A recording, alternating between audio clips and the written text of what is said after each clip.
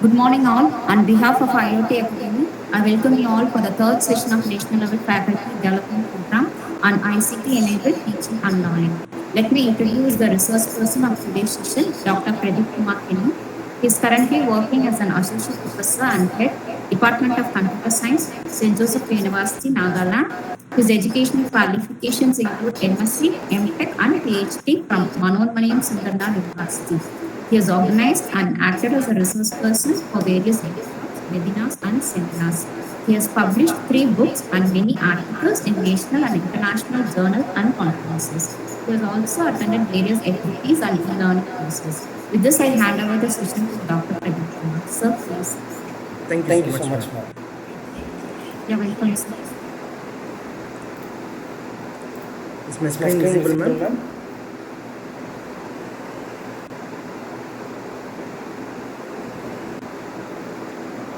Is my screen Yes, sir. visible, ma'am? It is visible, sir. So, good morning to all.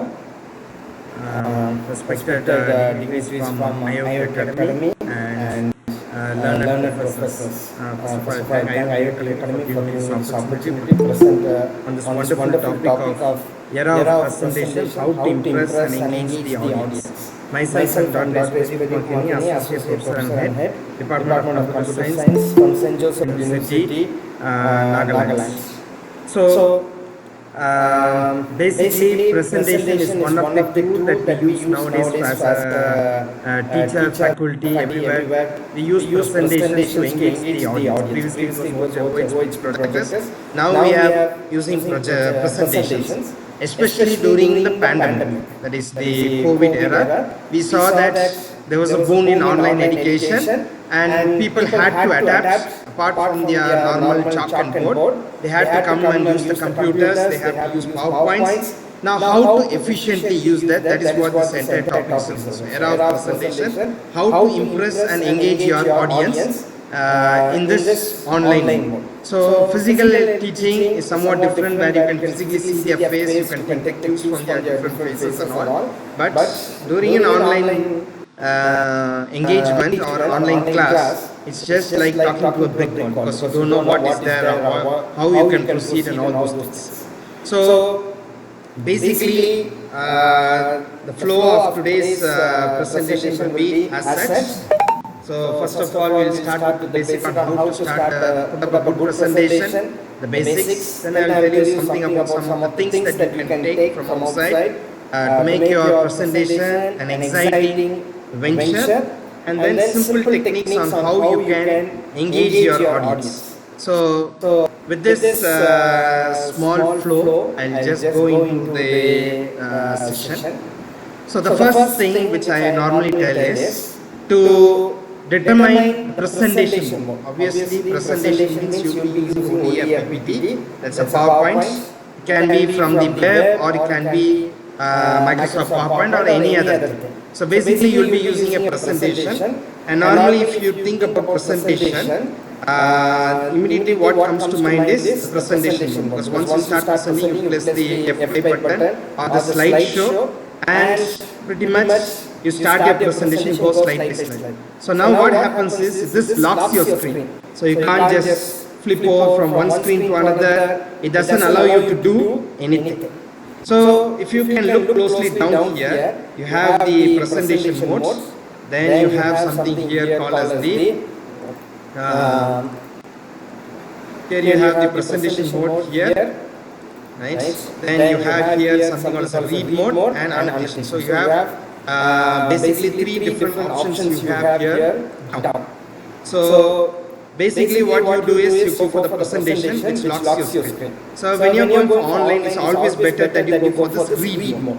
Now what this read mode does is it preserves your taskbar, whereas in the other option, if you see, it disappears your taskbar completely. So here, since this is in read mode now, you can just do it as a normal presentation, but your desktop, everything is clearly visible.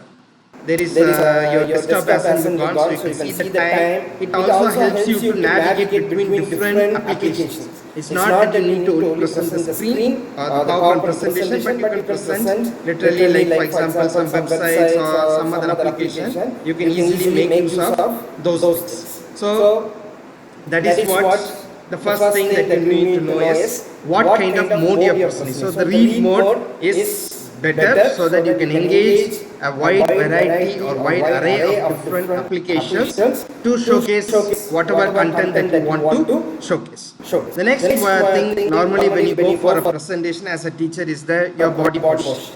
So it's always best that you stand up. So here's a picture of me and in today's section, so you can see I have a mini setup. Once you stand and then you deliver a lecture, it's good for your health also, because you have your diaphragm expands as you talk, because as teachers when we talk we put a lot of emphasis on the subject we are taking, and air is something that has to get into our body and out. So once you're standing, it's good for your spine, good for your digestion, your tract, everything. So a body is not meant to sit and teach, it has to stand and teach. So the same applies over here. So you can have a simple setup here like this, so that you don't need to use any external Bluetooth mic or something. You can just use the system's microphone, everything, and just you can connect and work. So body posture and mode are two things that you have to think about before presentation. So obviously the presentation mode should be a read mode, so that it gives you the great flexibility of moving from one application to another. It allows you to defreeze the taskbar so that you can have options. You can even mute the mic if you want. A lot of things you can do easily on a desktop screen. Body posture, I recommend all of you to stand and then you deliver your lectures or whatever, and it is also good physically. Now moving on to the content. So as I have showed here, we are going to look at 4 different things. Obviously, when you talk about content, you are talking about multiple mediums. So obviously, image is a medium, video is one medium, then color is obviously one medium, and text is medium. So these multiple mediums of multimedia we are going to use. So how to choose different mediums? Now, the first basic thing you have to decide is colors. So obviously you can see in my presentation here, I have a black and a white text. Now why reason I have done this is because nowadays most of the online classes, most of the people access using their smartphones. Now you know that smartphones are power hungry, and if you give a background that is of high contrast or a high white color or something, it will definitely drain the battery of the person who is viewing the content, and it won't be pleasing to their eyes also. So you might have heard about this blue light and all those things. So predominantly mobile is the application, mobile is the device that is used to view your presentations rather than a desktop. So taking that into consideration, a dark background like a black and white will be easy on the battery and easy also on the eyes. So these are some color combinations which you can see. Color normally is divided into 2 categories. One is your foreground color, and another is the background color. Background is the background. So all this white color, black color that you see all over the place, these you can combine as the background. The text colors, the white colors that you see, this you can determine as foreground colors. So there is a combination, like for example you see here, black, this is high contrast one. So here the background is light color and the foreground is a darker color. So here you can see, yes, this is clearly visible, but blue is not that much. You can see that your eyes are a little bit straining to read this one. Then obviously this is grayed out. This hasn't that much visibility. Now you can see here, yellow almost you can see, and these two are not at all visible at all. On the contrary, if you go for a darker background and a lighter tone, so you can see here, black and yellow are most predominantly good, but beyond that, white and a background of black, that is the best. The second will be, of course, this color. You can see that this is much brighter than this one, and this one is a little bit brighter, but as you go on this side, you can see that red is not so comfortable. So that's why we have put it here no, because you can see this is too bright and this is too dark. Similarly, these three are okay. if you consider this, these two are better. Same way you can see here. These three are okay, but this is not okay at all. So there should be a selection of how you put the colors. So how you match between the foreground and the background. So the color should be easy on the eyes. You should be able to capture the color in a better sense. So for example, here if you can see, there's nothing much but only two lines and it's in white. So it doesn't beat your eyes that much. But if you go for this kind of colors and especially the no part, you can see that your eyes are a little bit straining to see these information or process this particular information. And obviously you can see that white, because our mobile phones are built in such a way that the backlit negatively affects your vision and gives eye strain, etc. It's always best, and having into consideration that most of it is predominantly mobile, it's good that you stick on to this particular region, that is background with the darker color and the foreground with the lighter color. Like that you can plan. Obviously, the second thing that you have to decide is on what font you are going to put. So there are plenty of fonts that are available in your disposal, especially there are third-party fonts, and there are some fonts that is built into this Microsoft Office package and all this. So Microsoft has some built-in fonts for some reason, and they are not giving all these fancy fonts for some reason. So if you can look here, there's some Serif family and this kind of some common fonts, like for example, Garments, Palatino, Verdina, Frank Gothic, Cambilia, Times New Roman, Arial.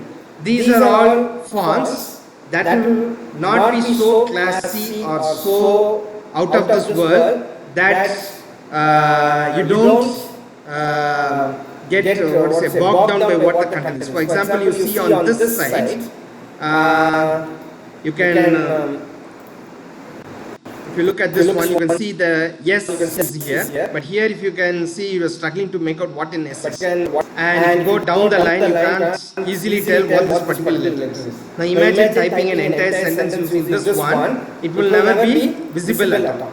So on the contrary, here there are some fonts that is being given by Microsoft or packaged by Microsoft PowerPoint in this case, that are much easier on your eyes. So getting a particular font correct is very necessary. So here though I have used Capitol, which is the default that is available over here, but you can use any of these fonts. So the best is on the top and the least is here. So Times New Roman basically used for Microsoft Word, but obviously you can use, so it will look more professional and you want your letters to be bigger, you can use Arial, or if you want it to be a little bit fatter on the side, you can use Cambilia or even Verdana or Frank Gothic.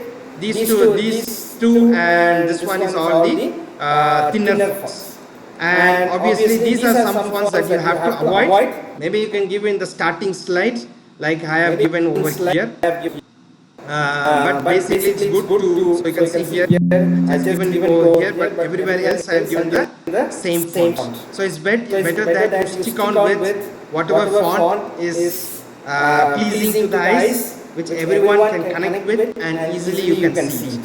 So that is the second thing that we have to take into consideration. The third one is obviously your content. So basically, if you can see in my slide here up till now, I haven't given any explanations. So you can see there is only few points here and I have been explaining a lot. So that is the first hallmark of a good slide. It need not be online, it suits for offline also. This will force the reader to listen to you because they don't need to sit and read that or take a screenshot, because they have to listen to you. So usage of bullet points, obviously, no paragraphs allowed. You have to give some precise points alone. You can give something like this. For example, here there is no point, but I have just given an example of what font and what not font. And even in the previous slide, you can see here, there is no explanations, but just some examples I have given. So these kind of PowerPoints will enable you to explain more and connect with the audience a little bit more. So that's why I have put the next line as minimum content and maximum facts, so that these things will increase your visibility. Now you might ask how to give more content. because obviously you're going to explain a particular point and that's it. So how do you add something extra to that particular content? Okay, so one way you can increase the visibility of the site, how you can make it more engaging is to give some fun and rare facts about the information you are going to share. So for example, here you have a slide regarding fonts. Okay, so as you all know, a font, you can see from the font dialog box, if you go to Microsoft Word also you will have the same thing. This is basically you call it as a font, and this is font style size. These are things that you have already learned. But technically speaking, this is not actually the font. This thing that you see on the chart is actually called as the typeface. So you call it this as the typeface, right?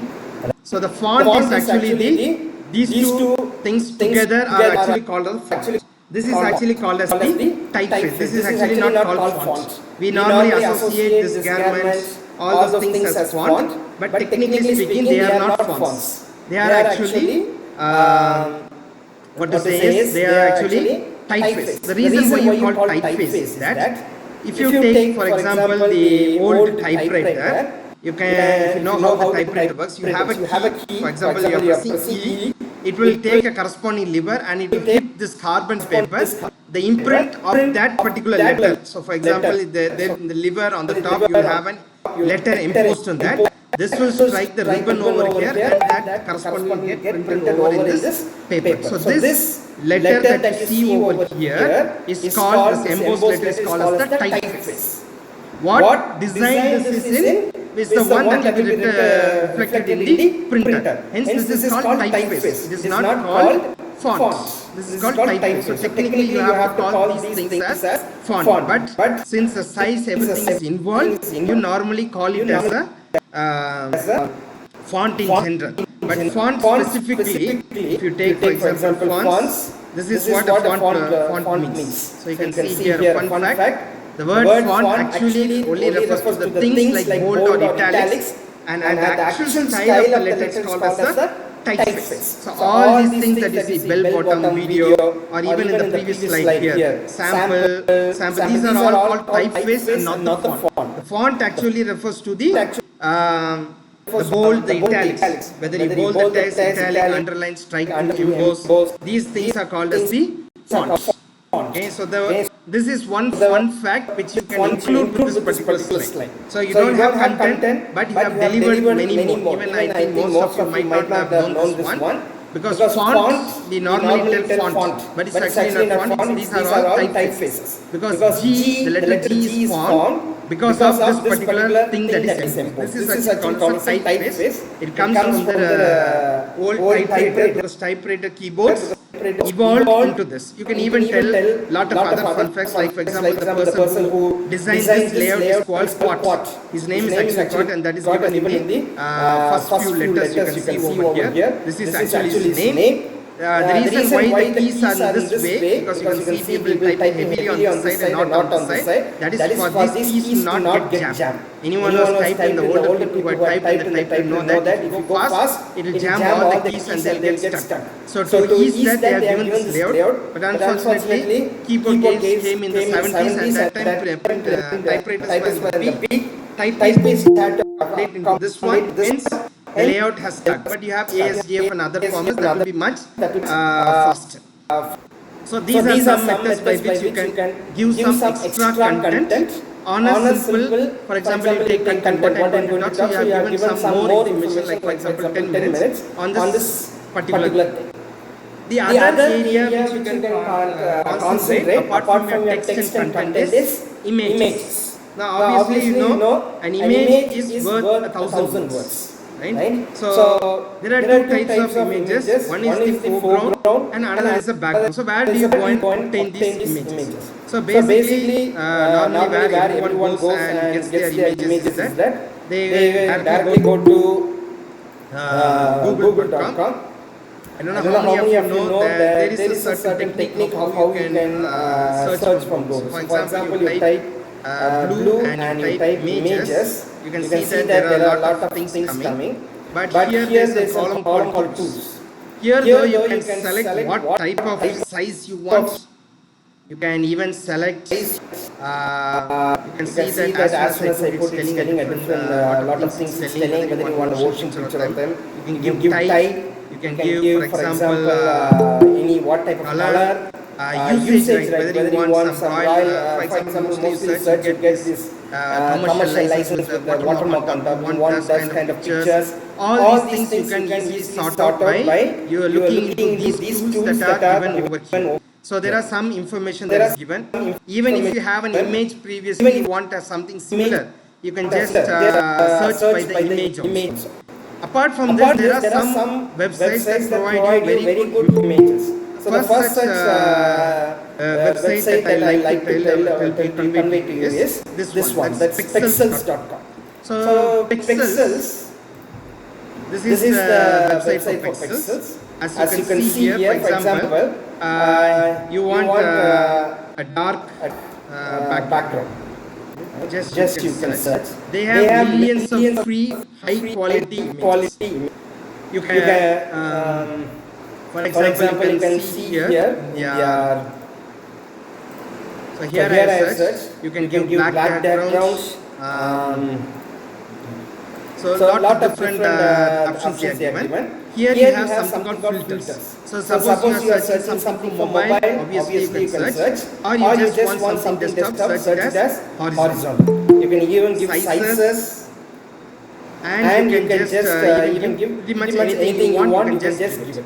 And the downloading process doesn't take much time. You can just give download and you just go to your wallpaper. For example, here I'm just giving test. Okay. And whenever you want in the PPT, you can just go to your background and you can just go to format backgrounds, and you can add this picture or whatever you want from directly wherever you have downloaded. So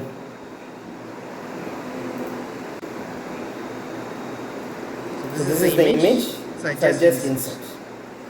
Right? So it's always nice that you don't have too much images in the back. As you can see, it's not visible, but you have to choose a proper background. So this I have just given for example. Mainly we have a black background, right? But a subtle black background. If you wish, you can have it as the background. So this pexels.com is a very good website where you can get this kind of things. Then coming back from the foreground, you can convey a lot of things using the foreground images also. Rather than just putting your content, you can give some small contents and all those things you can give. Some icons, transparent GIF, these kind of things you can give it as some foreground images. So basically when you tell foreground images, you normally have to look for something like transparent PNG. So transparent PNG are PNGs that don't have a background. So for example, you go to PicParts or PNG Moon or cleanpng.com. All these websites provide you with a lot of information. So for example, here I want to search something. For example, I'm teaching machine learning. So if I just type it, you can see there is a lot of images pertaining to that. Or you have you want to search something about solar energy. Right? So you get these cool images, and the beauty about this is doesn't have any background. So obviously you will get an image, and you can just insert into use your slide. So here basically if you see this, no matter what background I choose, okay, the image you can see the image doesn't have any background. Right? So you can see here. So the image doesn't have any background. This will add, like for example, this image looks a little bit funny because we are talking about machine learning, and the machine is actually reading a book. Obviously, that's not how the machine works, but it's something that you can put a fun picture or a smiley, something in your slide, so that it will evoke response. Because human attention span is very less, 7 minutes. But if you add pictures, everything, it will increase. Definitely, as teachers, our students are very weak in listening the class, but the same students can sit in a movie or theatre for 3 hours and listen to the entire movie and remember it for days together. But whatever we teach, they never remember even the next second. So these kind of pictures or these kind of associations when you are making, you can give more girth to your particular presentation. There is another category called animated GIFs. So here you have a particular website. So you can see here animated GIFs are nothing but small videos, but they repeat in a loop. They never stop, so they repeat in a loop. So this giffer.com is a website where you can get plenty of content for your things. So for example, machine learning I'm giving here. So it will throw up a little bit of different things. So here is giving some things like for example the machine is typing over here. These kind of things you can do. This is an image for success you can give. Lot of images here is given so that you can choose for your thing. There is another one called icons. Now for example, you can when you are putting a bullet list, everything you have the dots in the front. Maybe you are presenting something about a soup. So you can download this particular icon and you can set this as the bullet point so that it will look very nice. So these are things that doesn't make space, that those are not claustrophobic, but will add more visibility to the content that you are displaying. So all these three, that is the icons, the different icons, the foreground images, these two and the transparent, all these three add an extra dimension to your content page. So just instead of putting some content over here, I have put something for the audience to connect with. So it's a little bit funnier because the machine can't, obviously machine learning is not this one, we give algorithm something, but with this image we just put so that the audience can connect better with the system. And this is on the side you can see it's an animated GIF. It just, these all work in the read mode itself. Okay, so obviously these three are one way you can enhance the content or get more visibility of the content. You can also use some kind of funny images like this. For example, on the left side, I put this particular thing when I was teaching my Photoshop. So no pills, no exercise, only 1 month you can do it. Register now. So this is what called as Photoshop courses. So the best tool to change your body. Right? So this is, I'm telling them about Photoshop, but obviously it's a funnier message. So similarly, if you are teaching about software testing. So developer is someone who embraces the code, can completely test what he's doing. This baby is here. So you can take some kind of this lens image of funny images and also incorporate these as the foreground images. So foreground images in general have a lot of power, and these are some resources from which you can extract these particular things free of cost, and you can do it pretty much any amount of time, and that will add another dimension to your presentation rather than having only the content and all. Since I told you less number of content, you can add these pictures to have more visibility, and you can generate more fun out of this also. Obviously the next thing is that you can add a video as your background. So obviously here I have a time-lapse video of the background of beach. So this one has put in loop, so the background will be running forever. So where do you get this kind of stock images? Same thing, you go to pixels.com. It's not pixels, it's pixels. So here you can see here there is a category called videos. Obviously you can choose any number of videos. There are plenty of video collections available here. So same way if you want put beach at night. And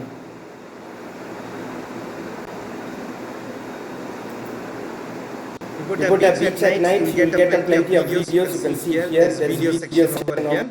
The same thing, you can download plenty of different videos for your particular content. But when you put the video, you have to moderate a little bit good, so that, for example, here the focus mainly is on this particular site. because this is where the light and dark part is here, but this is good contrast for this video. So for example you are doing programming something, you can make the code run, or you can even create your own videos and put it in the back. You can create hyperlapse video or something, and you can put it in the background also. So this is one thing that you can do as videos as a background. For this to work, you should have a good system with the graphics card presumably, and you should have some kind of good RAM also. Basically, you can see that I have opened plenty of windows, yes, it's running smoothly. That's because of my system configuration. But obviously, you need to have a better system for this particular setup to run. You can put it as an intro slide, like for example, you have a program today. So you are welcoming everyone, you can put the video as a background over there. It will be looking very nice. Now, all these things which I told you until now is something that you can do in the PowerPoint itself. That is programmable with multimedia, that is image, audio, video, and this. Now, as I told you in the starting itself, when you choose the mode, you have to choose it as the read-only mode. That's because you can use a lot of other things also, apart from the system. So you might have noticed that I was using something called something to draw on the screen quite often. So those are called as screen annotations. So whenever you are speaking on the screen, if it's a blackboard, you can point that where I am talking. But here though you can't do. So screen annotations help you in do that. It's basically nothing but it helps you to turn your entire system into a canvas. So you can open literally anything you want. And just for example, I am taking today's folder, and I can just rotate here, I can choose some color. Okay? So when you are using extensions, you have to be very careful when you are using third-party extensions, especially because they can come spyware and all these things. So that is something caution that you have to incorporate. Okay? So whenever you are having that kind of mobility, that is, you are having that screen annotation tools. The one tool that I am using, which you can use probably, is called Epic Pen. So you basically go to this website, okay, and it's download for free only. Of course, there is a paid version for some things, but probably most of them is free. So you can even use the shortcut to do that, or you can choose the highlighter, the text also you can type. For example, you can take the text. This text is actually a paid version, so you can't do the line, these things, but basically whatever you want, like enlarging the size of the pen, maybe deleting the annotations that you have made on the screen. Okay, those kind of things you can do. You can use it even on the whiteboard, but this is you can use a blackboard or whiteboard, screenshot, all those things you can use. So basically, you can use this for anything. Suppose you want to use the premium versions of this one. Obviously, you can go for Snip and Sketch, which is a tool from Windows. So that particular tool, so that particular Snip and Sketch will enable you to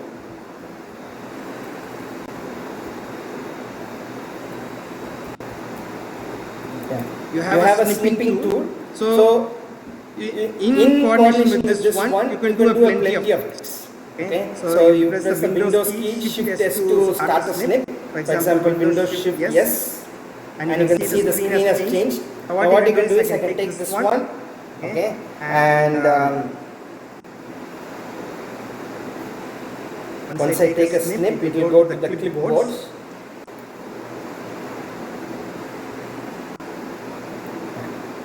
So you can snip in any way you want.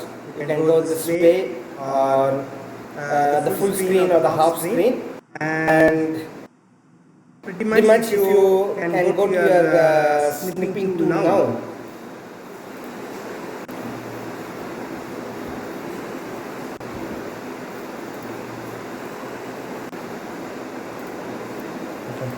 So here though you can once you have snipped and brought something over here, you can use this also as an canvas to draw different stuffs in this particular window. So here.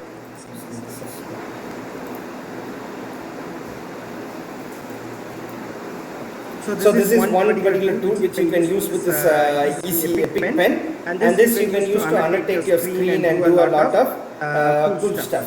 So that is one thing that you can use. It's a pretty easy tool to master. You can just hide it when you don't want. You can just move it wherever you want. These kind of things you can do with this screen annotation tool.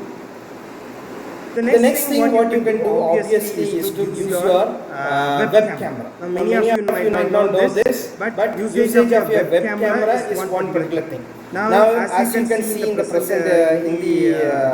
presentation, I am using actually the desktop screen. Now all of you know that desktop screen really sucks because it's 720 Ti. For this, what you can use is you can use the webcam from your mobile. So for example, here I have a software called as EDM. Now this EDM software enables you to have a webcam where you can actually run or you can connect your webcam. So now if I go to, for example, to this presentation, and if I go to settings and I go to video, and instead of this integrated I give EDM webcam, now you can see that it has now changed. So you can see actually in this one myself. And what you can do is you can use the back camera. So obviously you know the back camera is so powerful that you can just see out with a lot of clarity and all those things. So that is one thing that you can actually do using a web camera. So why you need to use the web camera from your mobile? What is the different uses of using your mobile camera? So I will show you two instances. One thing is that apart from using your computer, you can use other things also. Other things in the sense, maybe for example, you want to use the physical board, or you want to write something and show to your students. So that is possible by using this particular webcam. So how to do it? For example, here I have a small video which I will show you. Okay, so start with Java is starting with JavaScript. To connect can be automatic. So here you can see that this is an online classroom session which I have taken. On the left hand side, you can see that I have a PowerPoint presentation. On the right hand side, I have the PowerPoint presentation. On the right hand side, I am just using the whiteboard that is available in my classroom to actually teach the students by using the whiteboard. Because as a teacher, I feel better when I write on the board and show to them. So this kind of, when you use this powerful webcam that is available in your mobile, you can set it loosely from your system so that you can showcase the board something like this. Okay. So I am just teaching them, and you see the volume is also pretty much good. So this is just using the cascading feature that is available in Windows. Basically, you press the Windows key and arrow key, and your window will come to one side, and it will ask you to choose another one. So here you can see that I have put one on this side and this side. So you can see both the presentation at the same time. So yours is a wide screen. You can use this particular setup to actually engage the audience. So I'll just tell you how to do This is a setup. You need to have a triple stand like this, or basically you can have a chair like I am having and keep the phone over there also. So this is actually not using the webcam, it's actually used for something I was using for something else. But you get a picture how you can just decouple this particular, instead of having this webcam and forcing you to sit in front of it, you can connect this using the EDM app, and you can use this webcam, which will be much more powerful. There's a back camera in this cell phone which will be even more powerful. So you can just view the text. So that is one advantage. You can make use of this one. The only caveat is that both this particular device and this guy has to be on the same internet network. If they are in different network, it will not work. there are many third-party apps for this, but this one is a safe bet because I have been using it for a couple of years now. The other thing that you can do with this kind of webcam is, as I can show you here. First one is Actually, here also the same thing. What I am doing is I am just writing on the notebook and showing this. So you can see integer is 2 bytes, so 2 bytes writing on the notebook and just displaying this. So this tree or graph. So this, as a teacher, I can write in a board and explain to the students. So how I am able to do this is that I have designed a contraption I have like this one, where you need to raise platforms on this side. So just basically you need a raised platform here and a raised platform, something connecting these two with a gap in the middle so that you can put your cell phone over here, and obviously you can put your paper over here. Obviously, to make the whole thing bright, you need a light source. So this is one another technique which you can use to actually make your sections more engaging. So here you can see I have just made it as a DIY method. Whatever I find it. Here you can see there is a port hanger on the top where I place my cell phone, so the camera will snugly fit into this particular gap. I have one tower over here, another over here. I just kept it because this light is too bright and it's blinding my eyes. So I have kept it in a hidden way so that when I am sitting over in this place, this pillar here blocks the light from my eyes. And it will just showcase here. So that's why I have to keep this tool over here. So that this white light won't blind my eyesight. And I just kept some books on top so that the camera doesn't fall because of its weight. Because the coat hanger, as you know, is very lightweight. And here I have the text which I am writing to show my students. So this is one another method. So the Google Meet will be my mobile phone, and the mobile phone Google Meet camera will be showing this particular text. Even in the previous video you can see this is a setup which I had in my home.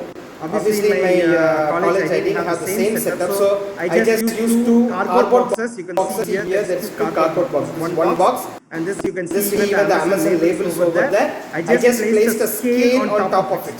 So there is actually a scale on top, like two scales I have placed over here, and what I have done is I kept the cell phone on top. So since I am keeping this way and standing and taking, I will be speaking directly to the mic of the particular device, so that everyone can hear my volume. The camera is so bright so they can see the text also very clear. So this is one advantage that you can use when you are using the webcam as a medium of instruction. You can just like a physical teacher, you can just teach in a way that you can use the whiteboard, or you can use the normal thing that you find in your notebook, and you can use this as a canvas. So this is one big advantage that you can use.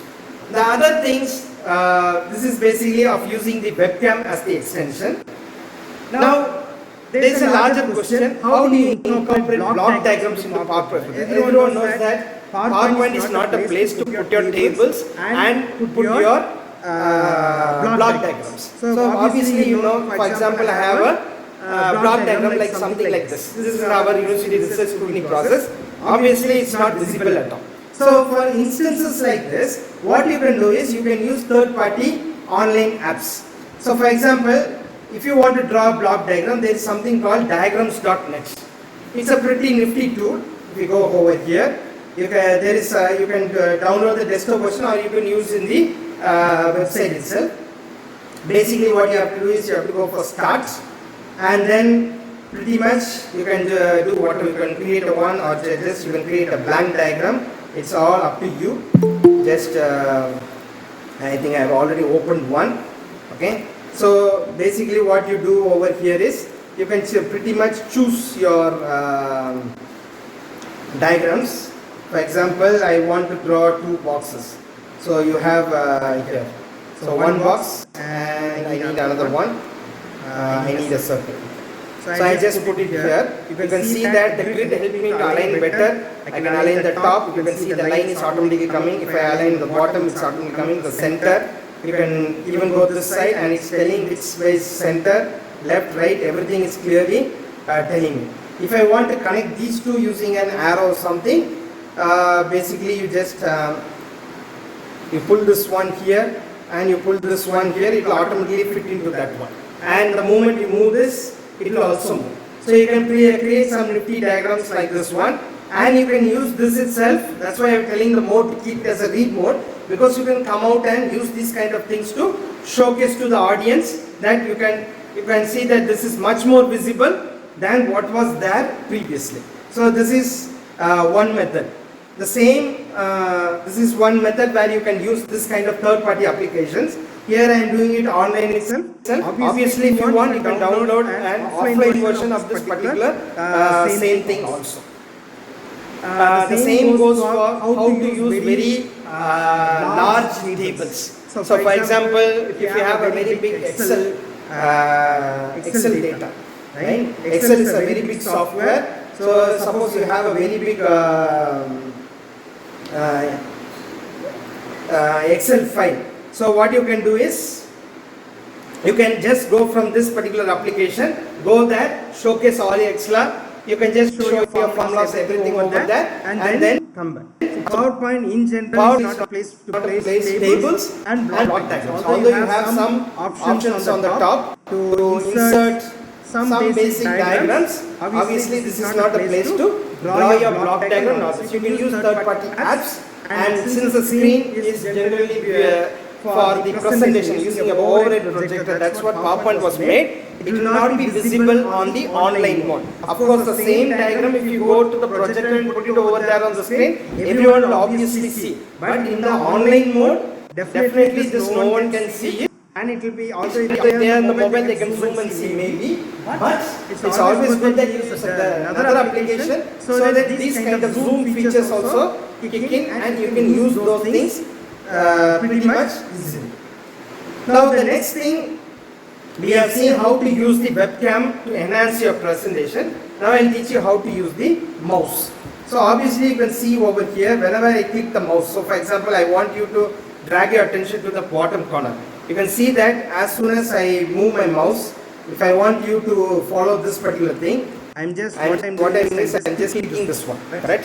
So I can see that there's a big circle or something that is forming, and pretty much you can say, okay, I'm in this particular location, or if I want to draw your attention to this one, you can see that I'm just, around the mouse you can see there's a flash going on. So how to make this?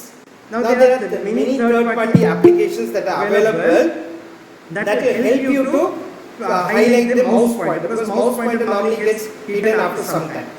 Okay, so for example, you can see the mouse pointer is now nowhere to be seen, only after come, and it's very difficult to track also. So this kind of highlighter will be good. There are third-party applications, but it's always wise to use the desktop version. So just you go to search and type mouse pointer style as I have given over here. Okay, so you just use type mouse pointer style, and you will be taken to this particular settings window. Okay, so here you can see that obviously you have some options, mouse pointer styles. You can change it if you want, maybe, but here we are leaving as such. You may also increase the size of the mouse to make it more visible. So like this, you can show it around, but obviously it looks very weird. But the main option that you can use is go to the mouse pointer and this one, and go to addition. Now here you have some cool features, like for example you can go to pointer, you can change how your pointer you want to look. Basically you can change the icons, or maybe you can just put a busy icon, like something that will be more visible. There is something called pointer option. So for example you can go for trails. Now this will gradually increase the visibility of your mouse pointer. So you can see here the mouse pointer is getting more visible. Or you can choose this last option which you can see here. So this is something that no one knows. This is show location of the pointer when I press the control key. So basically now the pointer is, you can see when I click the control key in my keyboard. So it's just showing this kind of pattern in front of the key. Right? So you can just see here, show this particular icon when I am doing this. So you can just, if I just keep on clicking this one, you can see that the mouse pointer is being highlighted. So wherever I am going, you can automatically make it visible. So this for this you don't need to install any third-party apps because Windows 10 as well as 11 has this nifty feature inbuilt there. So you can So just utilize the options that are available in Windows so that you can just click it and you can tell where the mouse is actually located. This is one very cool feature that you can use. So obviously all these things which I have taught you or I have discussed with you till now is about what the content or how you can present things from within PowerPoint regarding the multiple mediums that are available and incorporating the different background, foreground and all those things. And we have also seen about how to use extensions, especially screen annotations that you obviously you can use. Then webcam, how you can use your webcam very effectively to go for a section. And then we have seen how to present tables, block diagrams, which are a big pain to display in online mode because offline mode projector will be very big, you can see, but here the PowerPoint presentation can't show it in that way. So these are all pertaining to on the presenter side. Now how do you know if the audience are listening to you or engaging with you or not? So that is one big question. So one simple thing that I do with my students is normally ask them to read from my PowerPoint presentation. So that is a very simple technique. So obviously they have to switch on their audio. That will be a clear indicator where they are sitting either in the market or in their home, right? The other obvious thing which you can do is to tell them to turn on the camera, which is so obvious. So students resort to a lot of different techniques. Here randomization will be a key because you don't want students to predict that when you call them in a normal order. Students tend to give pretty much good excuses that obviously yes I am here or no I am here, like that they used to give some random excuses. So basically you can ask the students in turn someone to turn on their camera, you can tell them to read the PPT. In that way you can engage the audience, you can just talk with them in the physical sense, right? Know more whether people are actually listening to you. You can conduct a poll. So when you are conducting a poll, basically for example here there are in our Google Meet now there are about if I am right 28 people sitting here. If you want to estimate how many people are actually seeing the content or not, you can just develop a poll like this. So for example I have put it as attention test and basically you can ask the people to fill this. So here in this comment section, now I request the staffs who are listening to kindly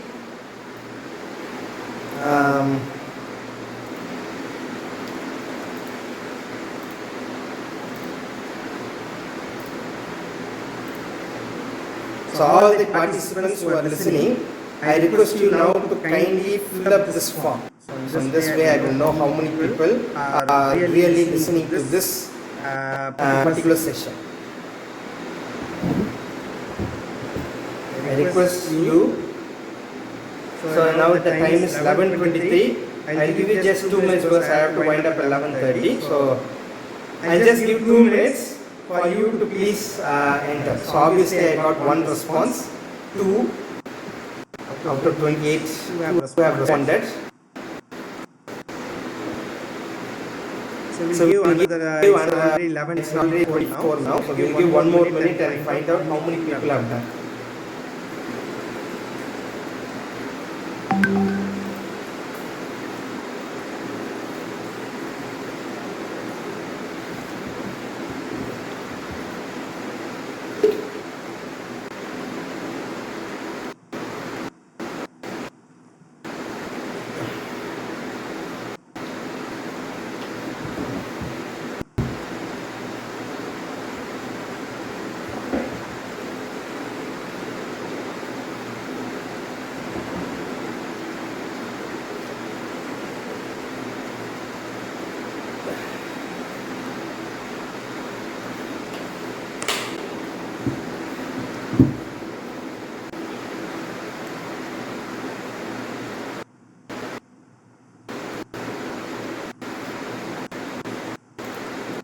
So there is so so obviously so out of 28 yeah, there are 28 participants including me, so it should be minus, I'm presenting obviously, so it should be 26 and one will be the host. So 25 out of 25, now you can see that 5 people have been listening, so which is a very good number. Okay, whatever it be. So this is one way which you can engage. This is a very simple poll. Some people like from ICT, they use this kind of method to engage whether the audience are actually responding or not. So this is a very basic poll that you can do. So sometimes you might have taken a topic and you can just gauge whether your students have followed up or not. And in that way you can give them some extra marks and all. So the assignment you don't need to give them the whole. Just this classroom exercise, you can make them give them some exercise, and whoever has responded correctly or something, you can give them mark. So that is a very good method by which you can engage. So students know that you are going to ask the questions, automatically they will be taking up notice and trying to listen.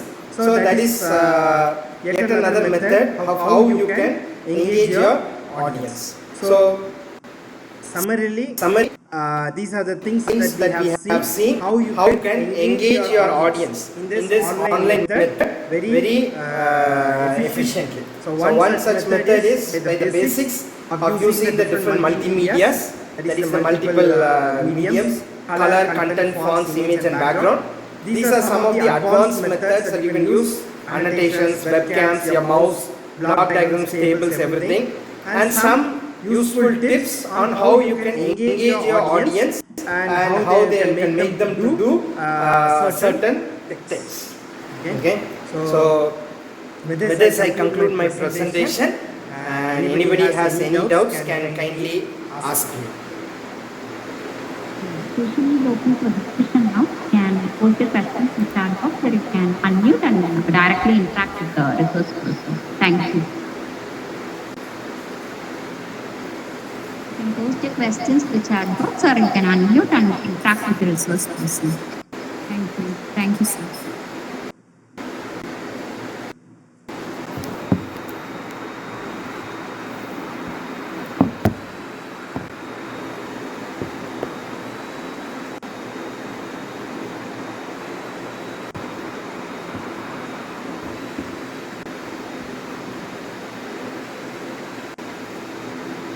You can post your queries in chat box also. Yeah. Hello?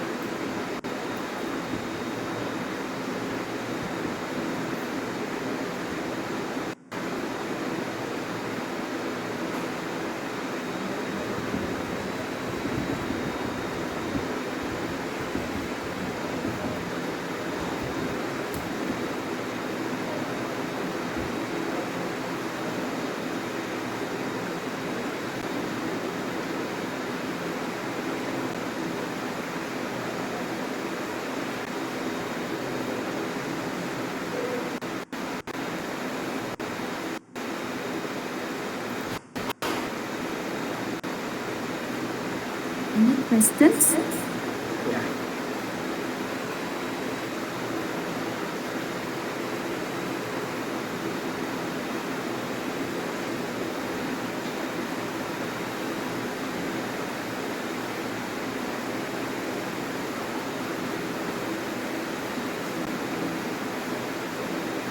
So I think there are no questions. So shall we wind up, sir? Yeah, yes, ma'am. Thank you so much, ma'am, for having me. On behalf of IoT, I thank Dr. Taylor, sir, for the very informative and detailed session, sir. And we thank you again for the very nice and beneficial presentation. Tips and techniques on the presentation is very useful and beneficial for us. And I thank all the participants for joining this session. Thank you very much, sir. Welcome.